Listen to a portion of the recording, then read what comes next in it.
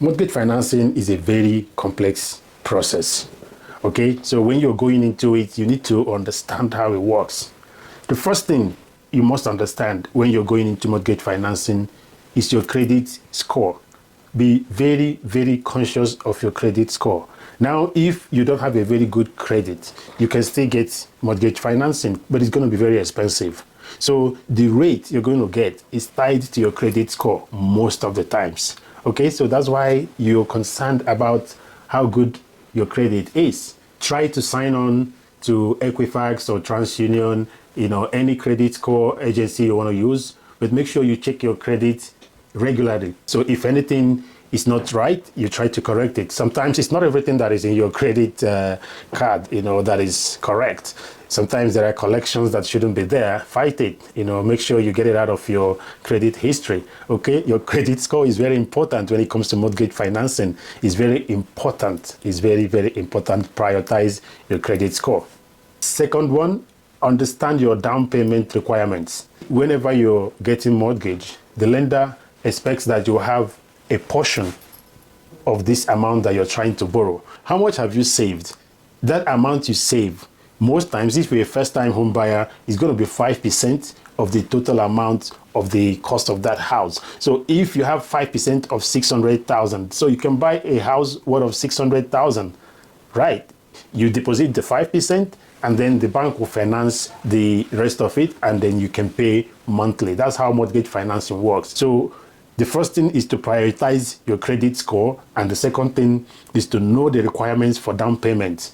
Know that if you're a first-time home buyer, you can get away with 5% down payment and you buy your first home. Most builders will take 10%, when you're buying a big construction home before they can start building. The next factor that is important in mortgage financing is the mortgage types and the interest rates. You should understand how these things work out. That is why we started with trying to define the terminologies in mortgage financing before we got to this video, right? So you can understand certain things that are related to the mortgage financing that you're going into. So you should know the types of mortgages that you have. You should know if it's a variable rate mortgage, fixed rate mortgage, stuff like that. And when you know your rates too, right? Every rate is tied to a mortgage term. We already discussed this, so I'm not going to waste too much time on that in this video, okay? The next thing that you're going to think about if you want to buy a house and you're thinking of financing is your financial stability. How stable are you financially? It's not about just going and getting a mortgage. Try to plan ahead of time. Try to plan in 5 years' time. How are you, planning to pay for this mortgage? What work will you be doing? Always try to think about how to pay for your mortgage. Don't think that, okay, because I'm earning $5,000 a month this month, I can go and get a mortgage. I'm not saying you should hustle and die, right? But I always encourage us to have like 2 to 3, lines of income. So when this one is not working, this other one is working. You get what I mean? Okay. Now, financial stability is one of the key indices of mortgage financing. Every lender wants to see how stable you are financially before they can give you money, because they want to be sure that you can pay, okay? It's important to everybody to make sure if I'm lending this money to you, I can get it back tomorrow. Very, very important. And it's important to you too. You don't want to get stuck on the way, right? Okay, yeah, that's how it works. Okay, let's jump into the next one. What other factor do you think will be very important when we're talking about mortgage financing? Yeah, you guessed right. Get pre-approved. Pre-approval, that's the next thing you need to think about now. You've checked your credit, you have a good credit, you know the down payment requirements, you have your 10%, you have your 5%, you have your 20%, as the case may be. So you have your down payments, you know the kind of mortgage type that you're going into, fixed rate, variable rate, adjustable mortgage. You know what you're going into. You know the mortgage term that you want to tie yourself to. You've already seen this, yeah, and you're stable financially and you can prove it with your income. Oh my God, you're good to go. The next thing is to go for pre-approval. Yeah, that's the next thing. Go for pre-approval, meet a mortgage advisor, right? Talk to somebody that works in the mortgage industry. That's why real estate agents are here to help you too, because if you meet any real estate agent, they're already working with mortgage advisors that they can refer you to. They can give you 3, 4, 5 names and you pick the one you want. So you get your pre-approval. Once you get your pre-approval, you know where you are at. You know what you are pre-approved for, what you can get, right? And that's when you start looking for properties in the market. That way, you're not wasting your time. You're not wasting the time of your real estate agent. It's another thing that comes with mortgage financing. Closing costs. You're very smart. Closing costs. You know, you're pre-approved for 600,000, but that's not the only thing that is going to cost you to buy a house. There are what we call closing costs.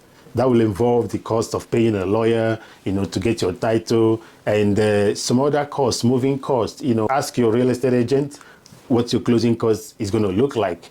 This is one of the things you have to factor in when you're thinking about mortgage financing before you know you're ready to go. Is that where it ends? No, it's not. You see why I said cut your coat according to your size? You know, that is why I said if you're summarized like me, buy small size. It's not just the closing costs. Apart from the closing costs, you're also going to be talking about the heating cost and all that. There are other things that come with having your own accommodation, having your own space. Now you're responsible for the heating, you're responsible for the bills. There are a lot of bills that come into play. If you don't know how much these bills are going to come to, ask your real estate agent, you'll be given an idea. You know, think about escrow accounts, you know, to take care of things like property taxes. You know, like you have to know every cost. Ask your real estate agent questions so you understand the kind of cost you're going to be incurring when you get a house. So make sure you take care of these little budgets.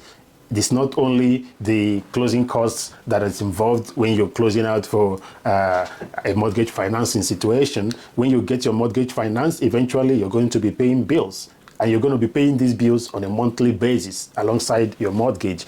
You have to account for this, make budget for this kind of stuff. You know that, yeah, you have your property insurance sorted, you have your property taxes sorted. That is why escrow accounts exist.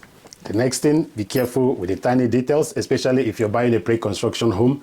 Look at the contractual papers very well. All the details, you know, the architectural allowances, anything they tell you that this is what we're going to do, and they give you papers, read through those papers. This is serious investment. I hope you know that. So you're investing a lot of money, you know, and you don't want to throw it into luck. You don't want to just throw it like that.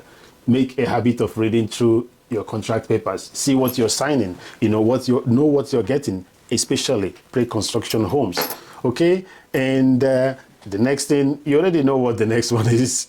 Hire a professional. Yeah, I cannot overestimate the importance of working with professionals. Get a real estate agent. Always know that as a buyer, you're not paying the agent. If it's a pre-construction home, if it's a new home, if it's a resale home, the builder or the seller is the one paying the real estate agent for the buyer. Okay, so make use of that free service. If a real estate agent is representing you as a buyer, you're not paying anything. Okay, unless it's on a special arrangement anyways. So these are the kind of things that you should know and get ready before you go into mortgage financing. You know, having some knowledge about what you should do empowers you. It gives you the confidence that you can do this. Yes, you can. If you're looking to buy a property this year, it's your year. You can make it. If you're looking to buy in Calgary, stop wasting time. Go into it right away. Do your pre-qualification, okay? Know what you're qualified for and go for it. You can make it. I'm a real estate agent as well, so if you don't have a real estate agent working with you, give me a call. Okay, that's it for today. And if you're enjoying these videos, please click the subscribe button, like and share this video as well, and click your notification button so you'll be updated anytime I release videos like this. Thank you for watching. It's me, Chinedu Moboruche. I'm a real estate agent here in the city of Calgary, Alberta, Canada. Until the next one, God bless you. Bye for now.